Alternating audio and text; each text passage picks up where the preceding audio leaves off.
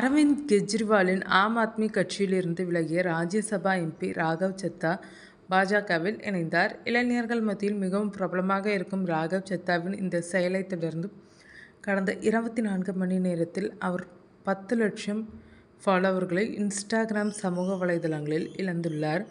பாஜகவில் அவர் இணைந்ததை விரும்பாத ஜென்சி கிட்ஸ்கள் தான் இதற்கு முக்கிய காரணம் என்ற தகவல் வெளியாகியுள்ளது.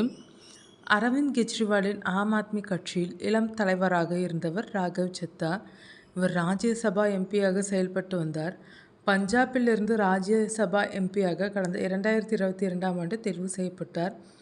அவரது பதவிக்காலம் முடிய இன்னும் 2 ஆண்டுகள் உள்ளது. இந்நிலையில்தான் திடீரென்று அவர் ஆம் ஆத்மி கட்சியிலிருந்து விலகுவதாக அறிவித்தார். அது மட்டுமின்றி விலகிய கையோடு பாஜகவின் தேசிய தலைவர் நிதின் நவீன் முன்னிலையில் பாஜகவில் சேர்ந்தார். ராகவ் சத்தா ஆம் ஆத்மி கட்சியின் ராஜ்யசபா எம்பிகளின் துணைத் தலைவராக இருந்தார். ஆனால் சமீபத்தில் ஆம் ஆத்மி கட்சி அவரை அந்த பொறுப்பிலிருந்து நீக்கியது. அது மட்டுமின்றி ராகவ் சத்தாவிற்கு பேச வாய்ப்பு வழங்கக்கூடாது என்று ராஜ்யசபா தலைவருக்கு கடிதம் எழுதியது.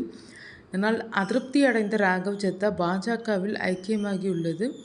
அவருடன் ஆம் ஆத்மியின் சந்தீப் பதாக், அசோக் மிட்டல் என்ற 2 எம்பிக்களும் பாஜகவில் சேர்ந்துள்ளனர். இன்னும் கூட ஹர்பஜன் சிங் உட்பட மேலும் சில ஆம் ஆத்மி ராஜ்யசபா எம்பிக்கள் பாஜகவில் இணைய உள்ளதாக ராகவ் சத்தா தெரிவித்துள்ளார்.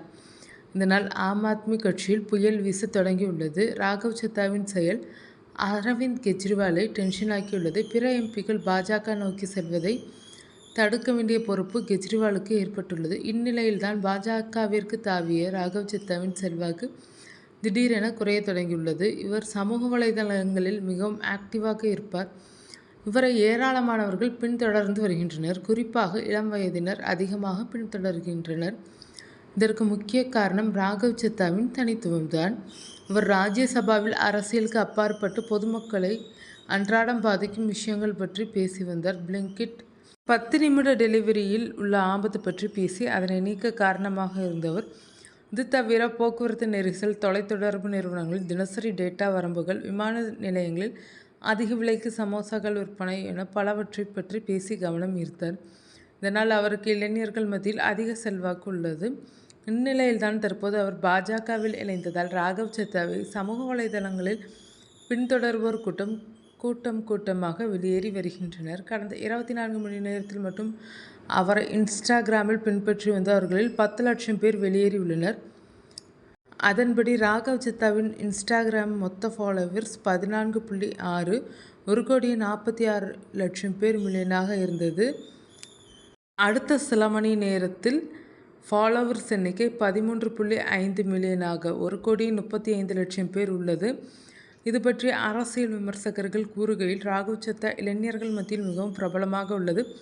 அவரது பேச்சு, செயல்கள் இளைஞர்களை ஈர்த்துள்ளது. இதனால்தான் முதல்வர், பிரதமர், மத்திய அமைச்சர் என்று முக்கிய பொறுப்பில் இல்லாவிட்டாலும் கூட ராஜ்யசபா எம்பியாக இருந்து கொண்டு அதிக ஃபாலோவர்ஸ்களை பெற்றார். இப்போது அவர் ஆம் ஆத்மியிலிருந்து விலகி பாஜகவில் இணைந்தது ஜென்சி கிட்ஸ்கள் விரும்பவில்லை. இதனால் அவர்கள் ராகவ் சத்தாவை பின்தொடர்வதை கைவிட்டு எதிர்ப்பு தெரிவித்து வருகின்றனர். இந்த ஃபாலோவர்ஸ் எண்ணிக்கை வரும் நாட்களில் இன்னும் கூட குறையலாம் என்று கூறியுள்ளனர்.